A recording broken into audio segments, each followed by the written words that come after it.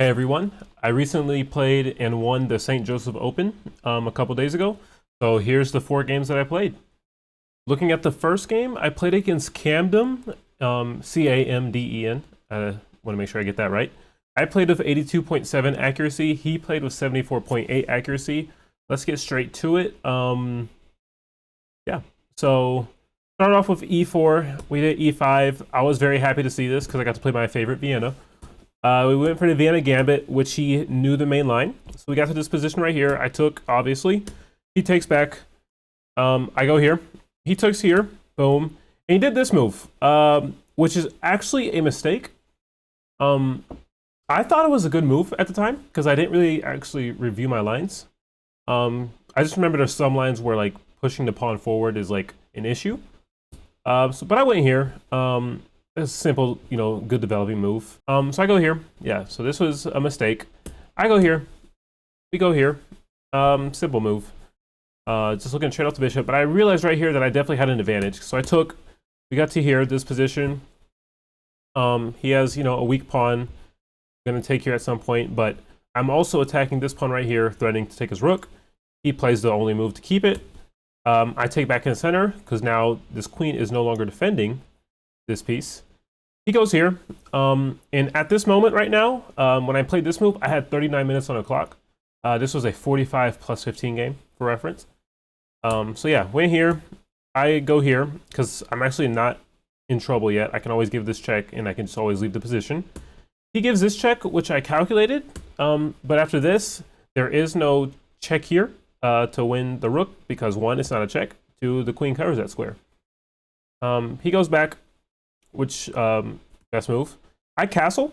I was actually a little scared to castle this direction just because my king's kind of open, but his king's definitely in worse shape than mine. He goes here looking to trade. I didn't want to trade yet because I wanted to, keep my pieces. I was debating giving this check, but then he could go here and kind of force a trade. I go back all the way, and we get to this position right here. Another not so great move. I go here, give this check. We go here, and at this point, it's +5, but I wasn't entirely sure of what to do. I knew I was winning, but I didn't see a mate. I play this move, kicking out the knight.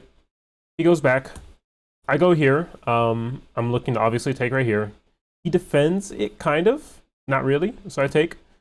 And I actually give away a lot of my advantage here because I didn't see a combination. The combination is takes, sacrificing the queen, takes, taking here. If he goes here, I have this fork, which is just something I did not see at all. And yeah, so I trade queens, which drops it from +6 to +4. I mean, it's still good. So I decided to liquidate a little bit. I developed my bishop to force another trade. We get to this position right here. I go here. That's not the greatest move. It's now a +2 advantage, but definitely fine. He goes here, which actually, I believe, traps his knight on the edge of the board.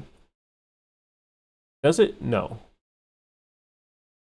Let's see. No, it doesn't. That's a little bit later.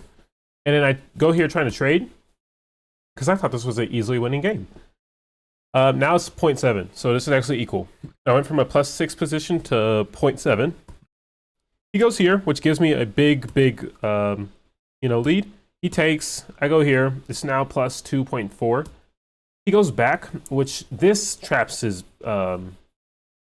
knight, which is something I did not see actually. I thought I had to protect his pawn. I moved it up.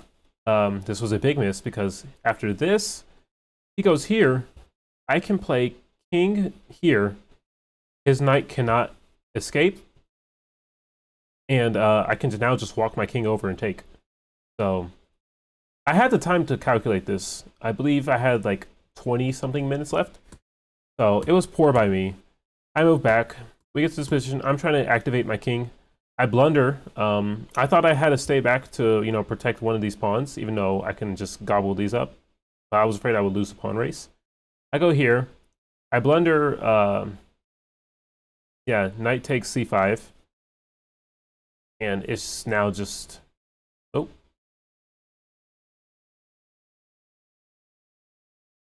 Yeah. Okay, here we go. Yeah, that makes more sense. yeah, I completely blundered this. He goes back, he forgets about it. I go here. Yeah, and I start to consolidate myself. I give this check. It's an intermezzo. This gives me time to get my bishop out the way. Go here, and then I kind of seal in my bishop now after I deal with the checks. So now, anytime something takes, I have a connected passed pawn. I give up this pawn because I'm taking the flank pawn. We go here, and I just start pushing the pawn all the way. At this point, we're now in a time scramble. I think we're both at 5 minutes or something like that. I give this check right here, sacrificing the pawn, but I'm able to take this pawn, deal with a few more moves. We get to this position. I just start pushing. I go here. He takes, which is a mistake, but it's already all winning. And we get to this position, and I'm actually able to checkmate. So that's how game one went. This kid was really, really good. He was only 17 years old.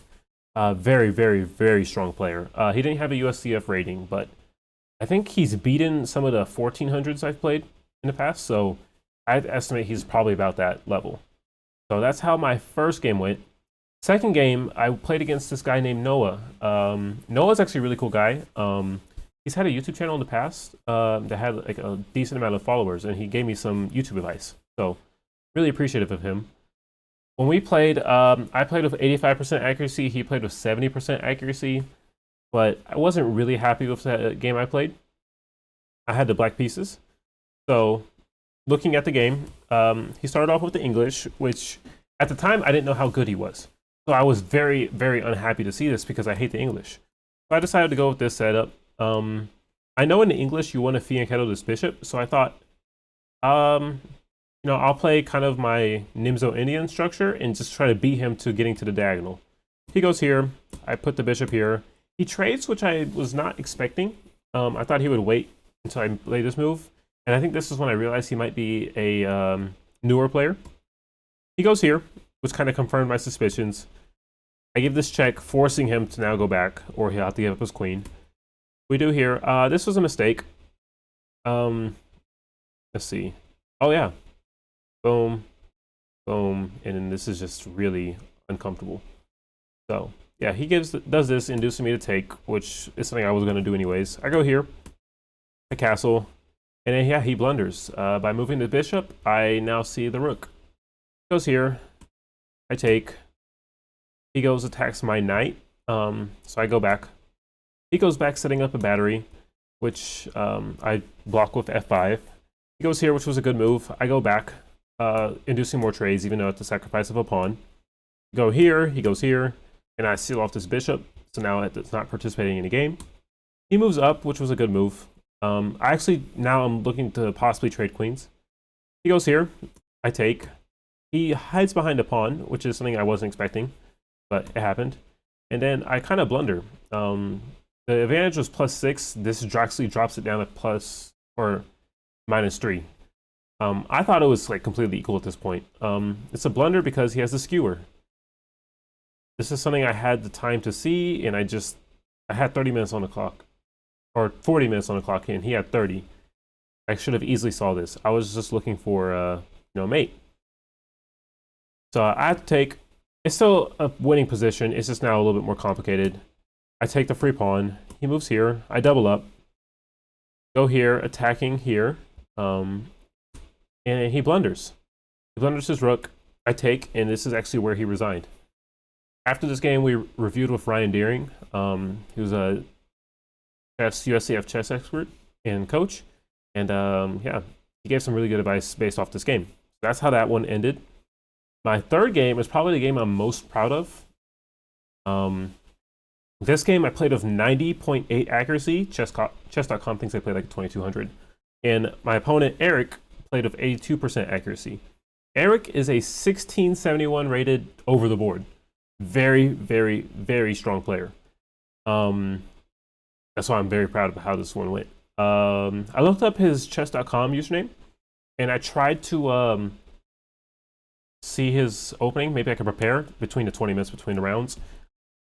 It actually did a lot more damage than I think benefit, because it confused me a lot. All I knew was he played the Carl Khan as black, and I didn't know what he played against it as white. and I had the black pieces. That just didn't help. So we get to this position. I know it's the Carl Khan. I was very unhappy to see this because I don't feel comfortable in Antarctic Tower, but I don't know the main line of this. So we enter this position. I'm playing all the standard moves, and then he started with not putting the knight here, which is the smart thing to do because this bishop wants to go here. I castle, he goes here, and then I had a really good think at this moment because I wasn't sure whether to go here or to go here. And I think I spent like 5 minutes on this move. Ultimately, I decided to go here because I didn't want to hook by any chance for this pawn. I go here. Wasn't the best move. I, now move natural moves now. I double up here, threatening to take. It's really not a threat, but now he puts his knight on a very passive square, which is now going to be controlled by all my pawns, which I do here, happily. This bishop looks bad, but it's not. Yeah, so I just kind of finish up development. This is a mistake, but I considered this move, which is the best move, but I didn't feel comfortable with it. So I go here. I'm looking to trade off his only, I think, really good piece, which is his bishop, which is eyeing my weak dark squares. He goes here. I double up, because why not? I'm not forced to take. He goes here, wasting another move with his knight. Yeah, so now I induce the trade. This is actually a miss because I can just take this pawn and the computer is saying I have an advantage. But I was afraid of this, boom. Figured I would move back or something. I was afraid of like him moving here and having attack.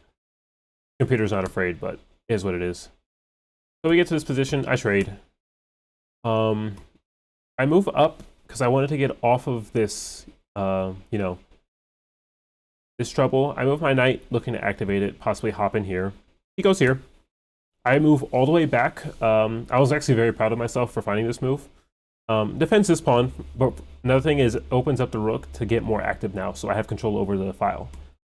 He goes here, which I was very, very, very happy to see because now I have this nice juicy outpost. I go back. It's now safe to go here because there's no pawn break happening anytime soon. He goes here. I start to double up. This was another mistake because this knight has no future on this square. He goes here. I don't want to trade yet, though computer says F4 about after here, and I can go here, which is actually something I considered. Yeah, it says this. I considered this. I just didn't realize how good it was for me, but now actually having it on the board, this looks amazing. I probably should have done it. I actually spent a lot of time on this moment right here, but I went here. He goes back, which is also a miss for him. And I go here, which was the best move. I genuinely thought he would see this tactic. You're forced to trade first. He takes here, thinking it's an equal trade. And then I take here with check, boom, check, boom. And now I have the queen, and now I'm just up a piece because the queen moving here removed the defender of this rook. He goes here, I go here, looking at trade pieces. He allows this to happen, which now allows me to win his knight as well. So now I'm just up 2 pieces. And then now it's just a matter of simple conversion. I just try to not allow counterplay. And actually, funny enough, this is a defensive fortress mixed with this pawn. So I just start pushing pawns. At this point, I think we had like 10 minutes left or something like that. And yeah, we got to this point and he resigned. And I was extremely, extremely proud of myself for this game. I feel like I played really well. This was also on board 1, which was something I never have got to experience. Board 1 was on stage and we had everybody watching us. It was really, really fun. And then so at this point, I'm 3-0 and I have to tie or win my last game to get the win. So my last game, I play against Michael. Now, Michael is the guy in the straw hat, if you look at my last video. Michael is a really cool dude. In this game, I played with 94% accuracy. He played with 82. So yeah, we'll get to it. I had the white pieces. We had the Vienna Gambit. He defended it with the wrong piece. So we got to this position, and I'm just completely winning. Or not completely winning, but it's like +2. He goes here. I go here. I forgot what the best move was actually to pin. I forgot. I just went here. I thought I was going to win the tournament by this point. I go here, forking. I don't take back. I just castle. I wasn't afraid of this. He gives me a check. I move out the way. I go here, and I decide to take now. You know, isolating his pawns. I go here, trade some queens, trade some more pieces, take this free pawn, and now I'm just trying to trade everything away. Because, you know, why not? I'm up. I go here. He moves here. I don't remember this rook hanging at all, but it is. I took the bishop for some reason. Did I give this check? Give here, trade, you know, more pieces.